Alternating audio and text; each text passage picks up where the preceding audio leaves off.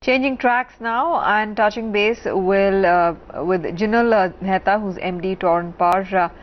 Mr. Mehta, it's good to have you on the show. Thanks very much for taking out the time. Good morning. How is the entire power sector looking in the light of recent order wins and reforms taken by the government as per the CERC guidelines?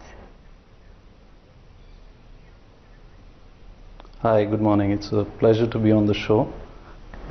At Torrent, we have recently won the franchise for Sheel, Mumra and Kalwa in Maharashtra. This area comprises of 65 square kilometers and has an input energy of about 700 million units. There are about 2.15 lakh customers in this area.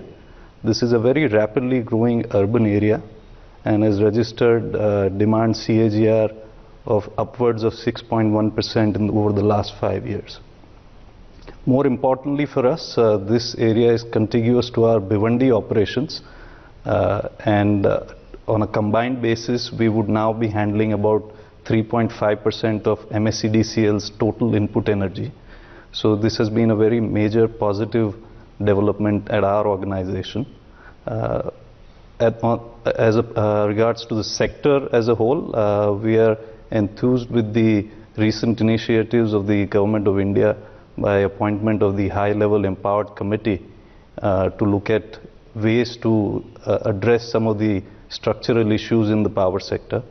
There has also been a parliamentary standing committee on energy which has looked at ways to address the stress in the sector, and we are hopeful that the government would now take concrete steps based on these recommendations to address the stress in the issue in the sector. Right. How is the coal supply situation looking like currently? Has the situation eased on ground? How dependent are you on coal supplies given your available options? So our exposure to coal-based generation is relatively small. We have an existing coal-fired capacity of 360 megawatts. And out of a total portfolio of 3,700 megawatts. At our existing coal-fired plant, the coal availability remains pretty good, so we are not really facing any issues in terms of coal supply. At a country level, I understand that the current stock availability at the plants is averaging around 11 days, which is reasonably okay given the current circumstances. Talk to us about the recent PPA trends and about the recent Thane circle. What is the AT&C losses currently? Where do you intend to bring it down to? So at the Sheel, Mumra and Kalwa franchise area, the current AT&C losses are about 47%. We expect to bring these down to about 10% over the next 6 to 8 years. There will be interim milestones, and we would certainly try and bring it down to 25% within the next 3 to 4 years. Give us a sense about the gas pooling policy of the government. What are your expectations on that front, and how does it benefit you? So as I said, the high-level empowered committee appointed by the Government of India and the Parliamentary Standing Committee of Energy have both recommended various proposals to address the stress in the power sector. One of the recommendations by both the Standing Committee and the high-level empowered committee is to come out with a gas pooling policy and to address the stress in the gas-based power sector. We expect that this would be operationalized in the next financial year. As and when it is operationalized, our DGEN and UNO SUGEN projects, which total about 1,530 megawatts of capacity, would become operational. And this would be a big upside for us. Okay, give us an update on the Haeju and how things are panning out on that project. Are they tied up with PPAs currently? So our 1200 megawatt Dahej project is currently non-operational. This is non-operational because of issues around availability of domestic gas and PPAs.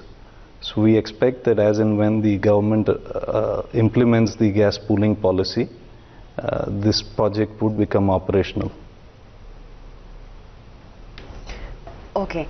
Give us an update then on the kind of distribution business that you're currently seeing. What is the current profit sharing based on? If you could just give us some more details on that. So we operate under two business models in the distribution business. We have a licensee business which is spread across 5 geographies in the state of Gujarat.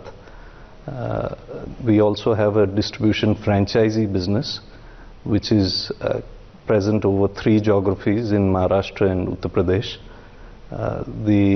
In the distribution franchisee business, we operate a system of around 7,000 million units, which is the largest portfolio in this private sector. Our nearest competitor's portfolio is around less than 3,500 million units. In this particular model, the investments are upfront and the returns are sort of back-ended. We hope to bring down the AT&C losses in the entire franchisee portfolio to about 10%. This would be very earnings accretive in the long term. Right. Give us an update then on your renewables portfolio.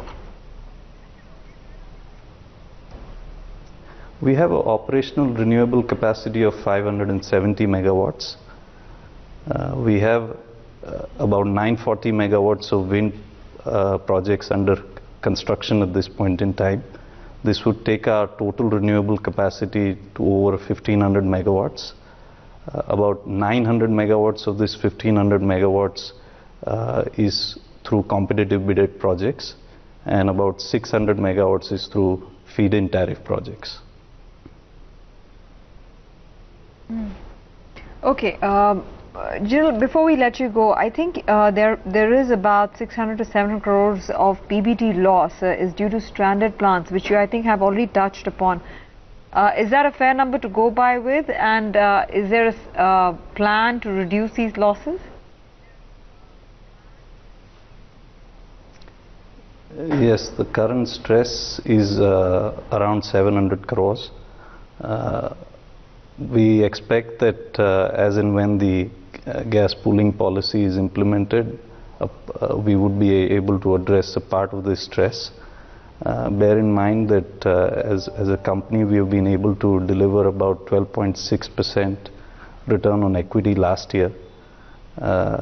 If these projects become operational, this is despite these 700 crores plus PBT loss on account of the DGEN and UNOSUGEN projects. As and when these projects become operational, we would be able to improve our earnings ratios substantially.